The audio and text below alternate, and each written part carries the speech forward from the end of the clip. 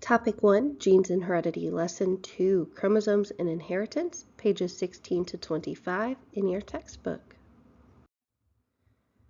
As always, we're going to start with our Connect It on page 16. So the first thing we need to do is circle the traits that are similar between the parents and the offspring. So here we have the heads where they have the similar lines there, and then also we have the feet with the darker webbed footing. So you can see that they got the head from the female or from one parent, and then they got the footing from the other parent. So then answering questions, how are traits transferred from the parents to the ducklings during reproduction? Where were those traits found? So traits are transferred to offspring during fertilization, when the egg and the sperm come together. Traits are found on the genes in the sex cells of the parents. So that would be the egg and the sperm cell. Each duckling came from these parents. They look similar, but they are not exactly the same. Why are they not identical? Which we should explain. So each duckling came from a different egg and a different sperm. When each sex cell is created, it is genetically unique. Moving on, chromosomes and genes. So genes are segments of DNA code that appear on structures called chromosomes. So here we can see where we have the gene, and then ultimately the helix, which is the DNA, and the chromosome, which is our little X. And the chromosomes reside in the nucleus of a cell. So chromosomes, which is one of your vocab words, are found in a cell's nucleus and contain DNA that is passed from one generation to the next. Cell cycle, another vocab word. It's a series of events in which a cell grows and divides to form daughter cells. Chromosomes are visible as X-shaped structures in the nucleus. And here we can see that structures is one of our academic vocabulary words. And for academic vocabulary, we need to identify and describe something that has particular structure. So this can be anything, something that you see in the classroom right now as you're listening to recorded notes, or at home, wherever you're listening to your recorded notes, or something that you have in your bedroom at home, anything that has structure, and then you need to identify it, give it its name, and then describe what that structure is, basically. So, number of chromosomes. So this is really important. Our body cells, or every cell in an organism's body, has the same number of chromosomes. So humans have 46 chromosomes. Ducks have 80 chromosomes. Now sex cells, which are egg and sperm, have half the number of chromosomes compared to body cells. And that's because when we have the egg and the sperm, when they come together, they need to have the total number that we have. So in humans, we have 46. So a sex cell is going to have 23. So 23 from the mom's egg, 23 from the dad's sperm. They're going to come together. 23 plus 23 equals 46. So that answers that question. How many chromosomes would be found in a human sex cell? 23. Why do sex cells contain only half the number of chromosomes needed for offspring? And that's because when they come together, they have to equal the total number, like I just said. What would happen if sex cells contain the same number of chromosomes as body cells? So if that happened when the sex cell and the egg cell came together, instead of having the same number as everybody else, it would double. So instead of a duck having 80, they would have 160. And then the next time, if they didn't split in half again, they'd have 160 plus 160. So 320, and it would just continue, and they would have more and more chromosomes, which would cause lots of mutations and other issues that we are not going to get into in this class right now. So moving on to our next thing. So genes on chromosomes. Genes contain instructions that enable living things to function. In humans, approximately 20,000 to 25,000 genes are found on the 46 chromosomes. Each gene contains instructions for coding a particular trait. This could be hair color, eye color, etc. Here we have figure 2, scales of genetic material. So order the structures from smallest to largest by writing the numbers 1 through 5 in the blank circles. Number 1 is the smallest. So number 1 is the gene. That's going to be the smallest segment. Then DNA, then our chromosomes, then the nucleus, and then a cell. And we can think about this because a gene is inside or a section of DNA. So obviously it's going to be smaller than DNA. DNA is a section of a chromosome. It's what makes up the chromosome, but it's a lot of small pieces. Then the chromosome is inside of the nucleus, so it has to be smaller than the nucleus. And the nucleus is inside of the cell, so the cell has to be bigger. Also, we see that function is an academic vocabulary word. So what is the difference between an object structure and its function? So you guys should write your answer in the academic vocabulary section in your workbook, please. Chromosome pairs. So during fertilization, you receive 23 chromosomes from your father and 23 chromosomes from your mother. Homologous chromosomes are a pair of chromosomes that contain the same genes. So remember, homologous, that's another word that starts with homo. Homo means same, so the same genes. 2 alleles, one from mom and one from dad, and this is what represents the trait. Okay? So we are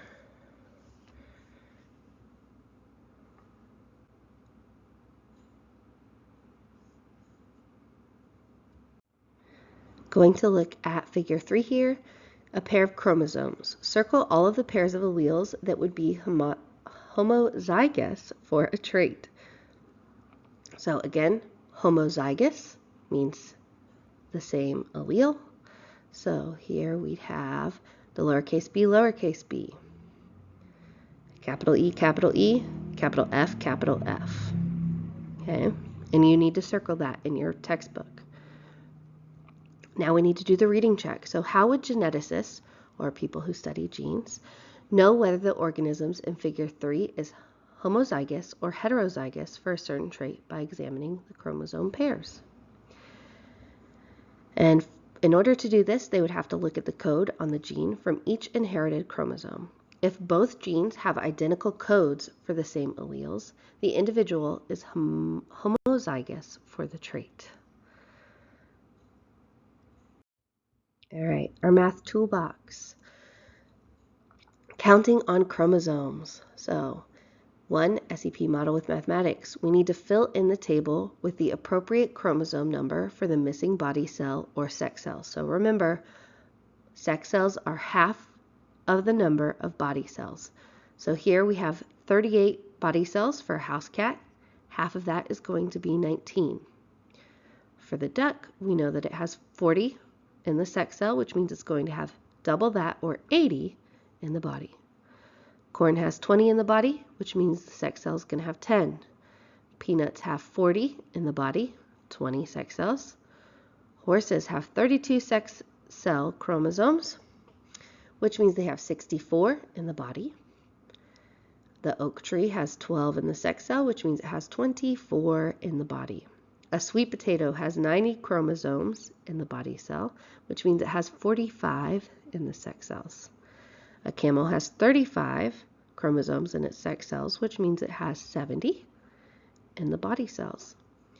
And a chicken has 78 in its body cell, which half of would be 39. So you need to make sure you're filling out your table. And now we're going to construct a graph. So we need to complete the line plot below, and we'll place an X for each organism whose body cell chromosome number falls within the given range. So our first one is a house cat. It has 38. So it's going to go between 21 and 40, and you're going to put an X there. A mallard duck has 80, so it's going to go at the 61 and 80. Corn is 20. It's going to go in our first column. Peanuts are 40, a second X in the second column, like so. A horse has 64, and that's going to go above our fourth column. An oak tree has 24, and that's again going to go in our second column. A sweet potato has 90, so that's going to go in the very last column there. A camel has 70, so that's going to go in the 61 to 80. And a chicken has 78, which is also going to go in 61 to 80. So your graph should look like this when you are done. Now we're going to learn how to use a pedigree. So a pedigree is a tool that geneticists use to map out the inheritance of traits across several generations. It's like a family tree. Generations are shown with Roman numerals 1, 2, and 3.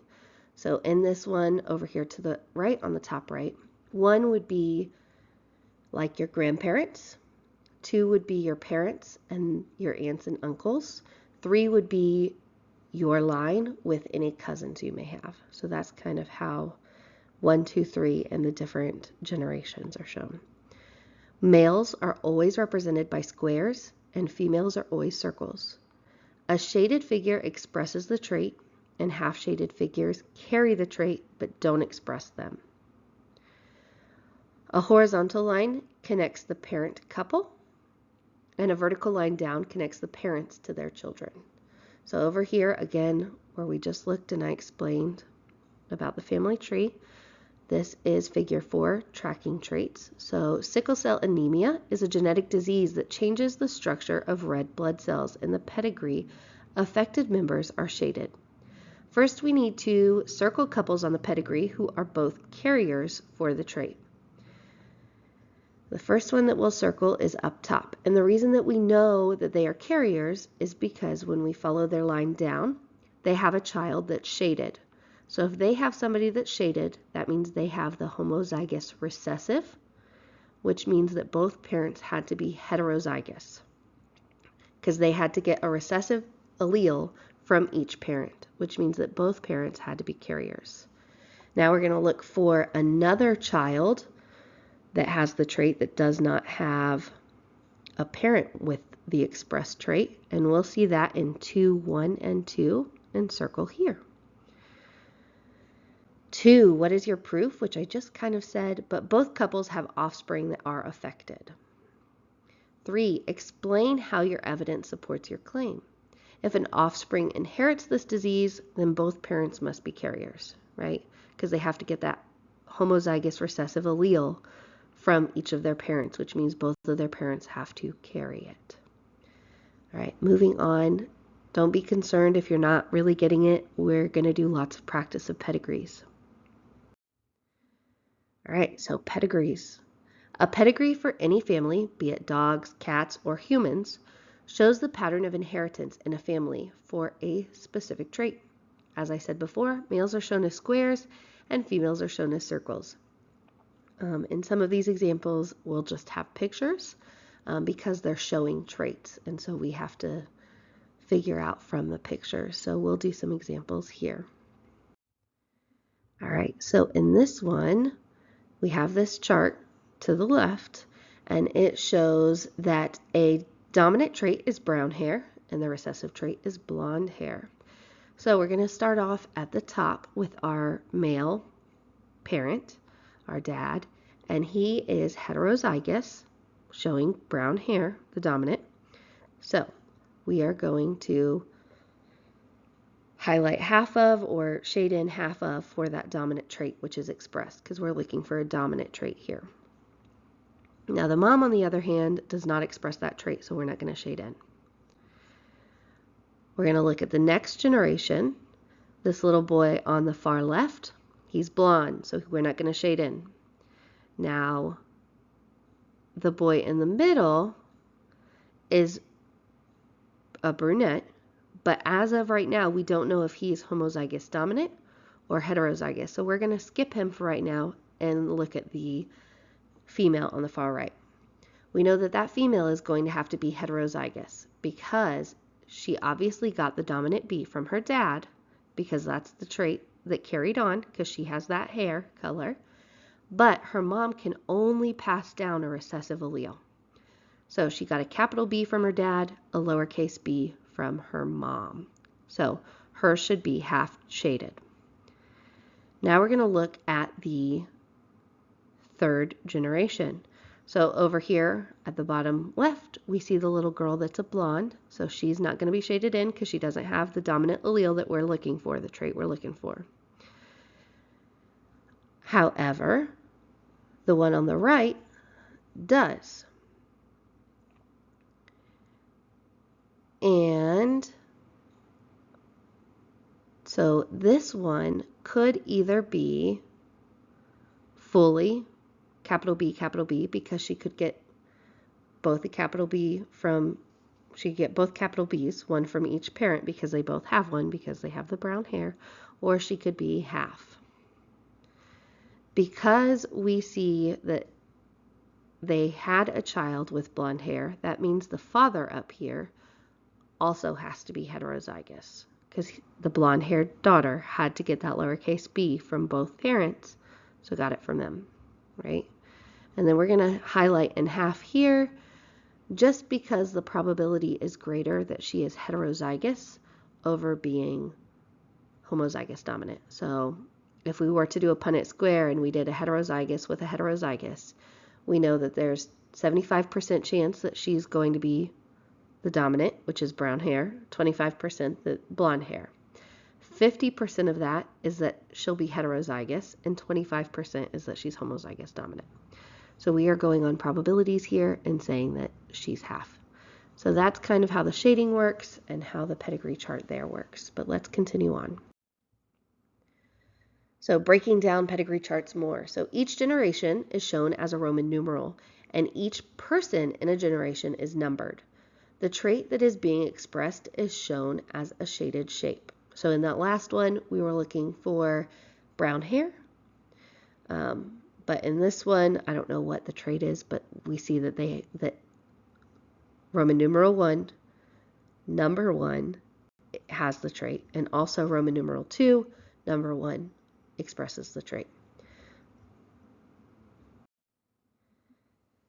Then here we know that individual 1-1 is a male that shows the trait, and then we know that his daughter 2-1 also shows the trait. However, his sons 2-2 and 2-3 do not show the trait. So we can see him up in the top pointing out where he is, showing the trait, and then the daughter there. And then here with the green arrow at 2-2, 2-3, we have his sons. Okay, so let's do this together. We're going to observe the pedigree. We're going to number the generations and each person on the pedigree.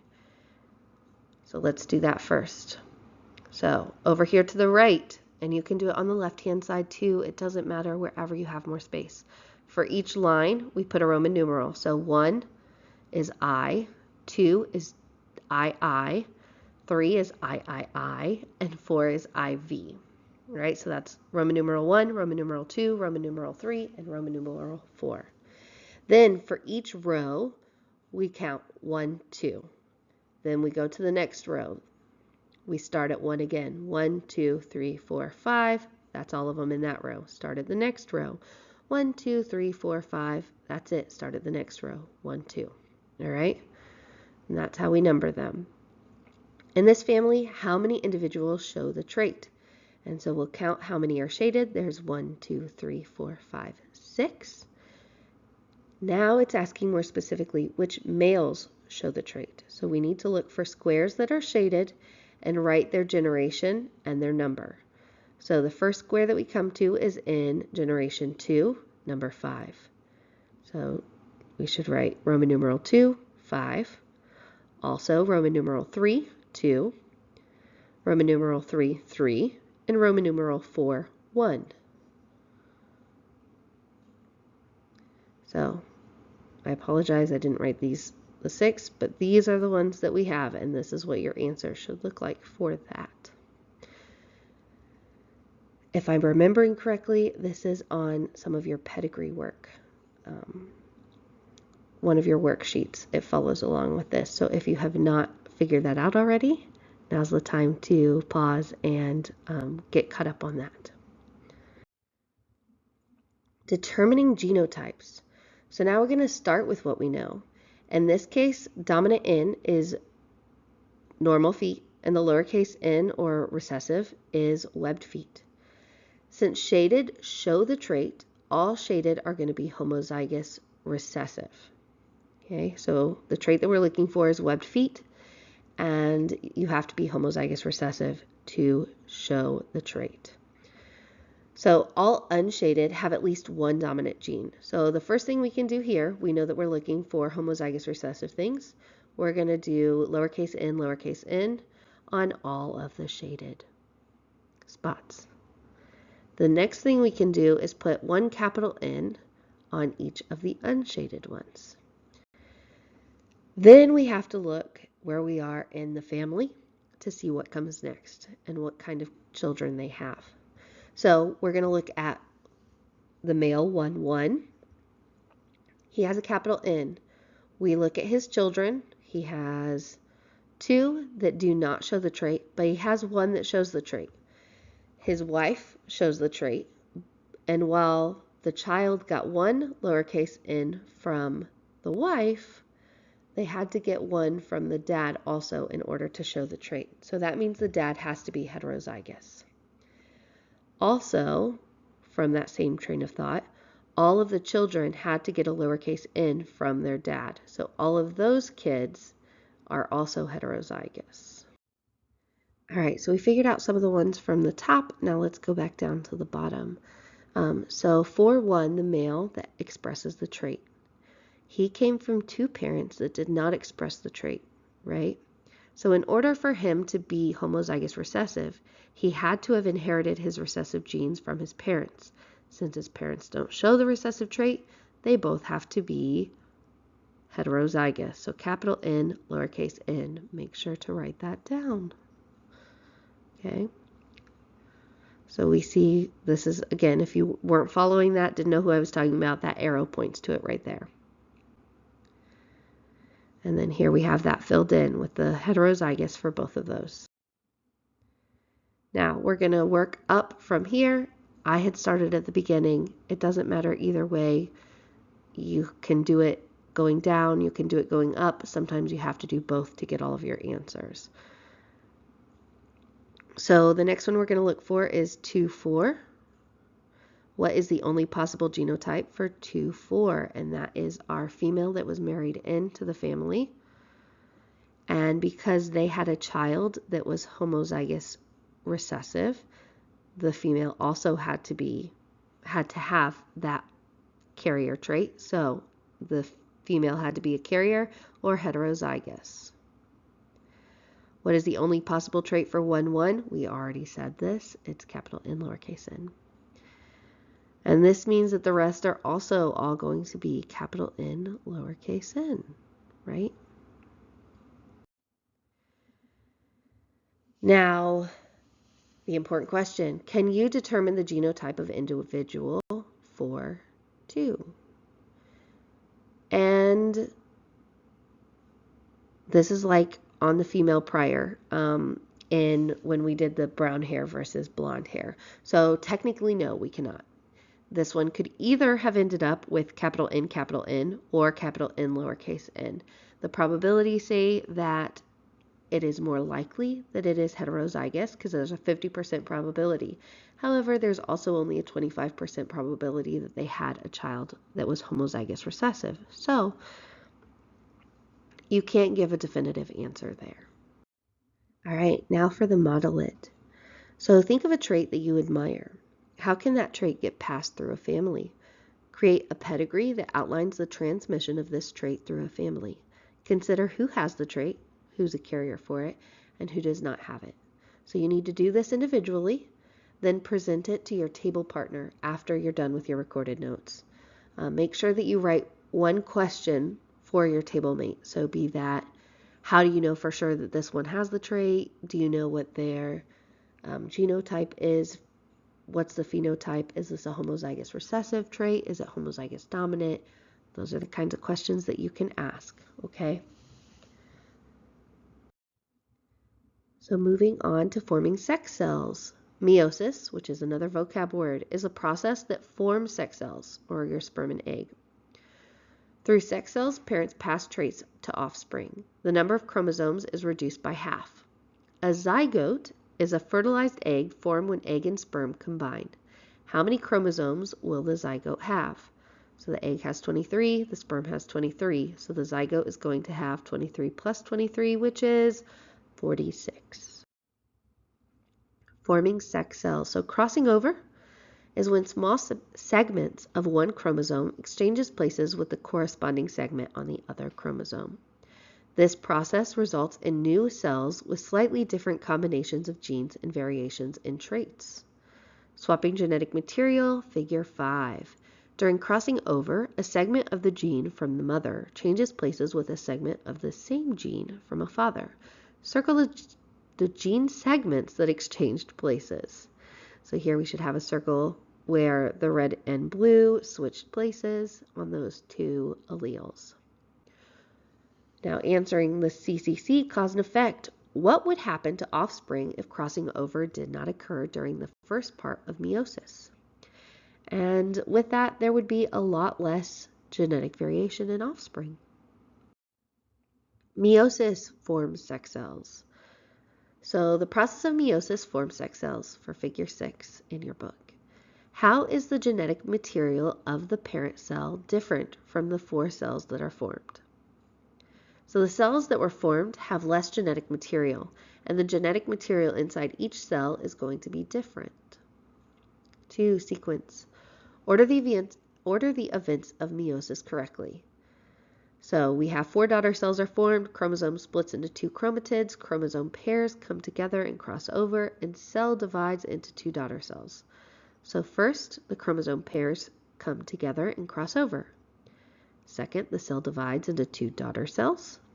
Third, the chromosome splits into 2 chromatids. And finally, 4 daughter cells are formed.